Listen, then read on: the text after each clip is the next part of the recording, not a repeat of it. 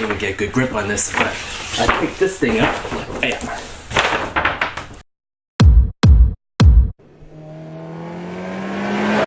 So, I think this is a better time than any to go ahead and upgrade because of just the grand reviews about this thing. In addition to being my personal computer, it's also going to be a business investment for the YouTube startup. Concerning the channel, I've been thinking about pushing it out to have it be a lifestyle channel instead of just solely on cars. I was always into tech, but at the same time though, I wasn't confident enough. Same thing with cars and everything, but I guess I'll just put my foot in the door and see how it takes off. I want to unbox this thing and let you guys know how I spec this beast out. So there's a tear off right here on the bottom. Let's do this. Here it is in space gray.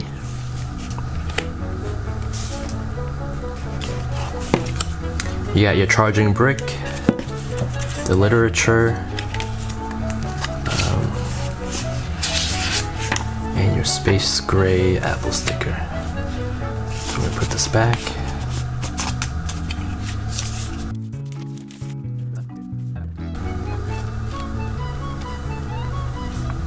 Take this out.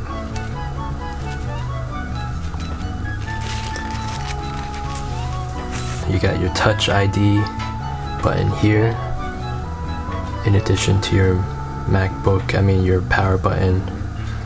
You got your physical escape key, an update from the 15.4.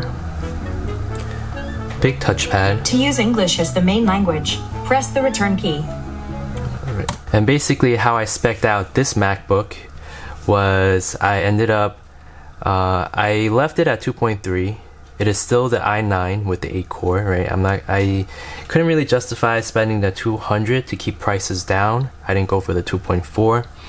I did go ahead and I chose the 32 gigabyte RAM option. And that was, how much was that?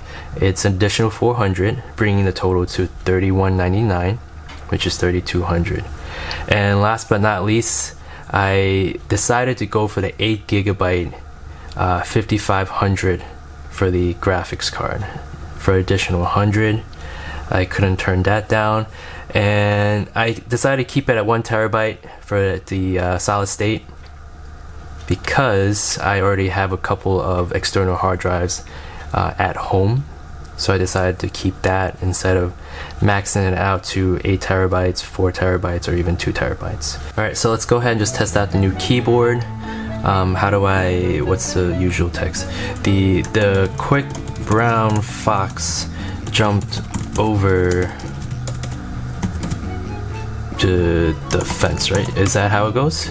So, judging from my late 2014 MacBook to the newly improved 2019 MacBook 16-inch, the keyboard is pretty much similar. I can't really tell the difference. I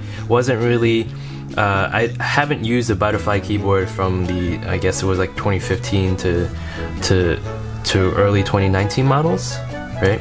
So I don't know what the fuss is about in terms of the travel, but travel here is pretty good to me, so I'm pretty happy with the keyboard. They made a big deal about the escape key, having it being tactile and physical right here. I had on my late 2014, I already had an escape key, which is great.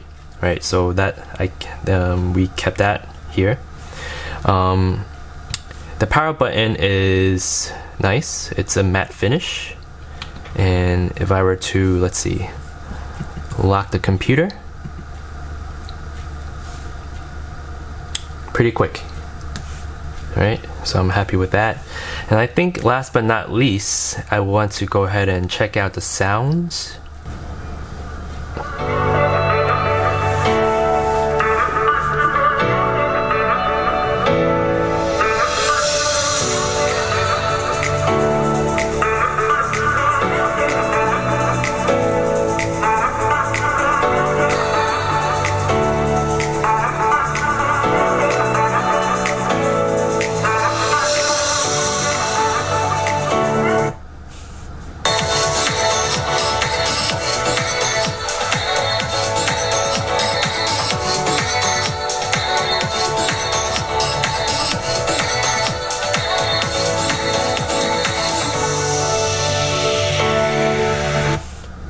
So wow, those were the speakers.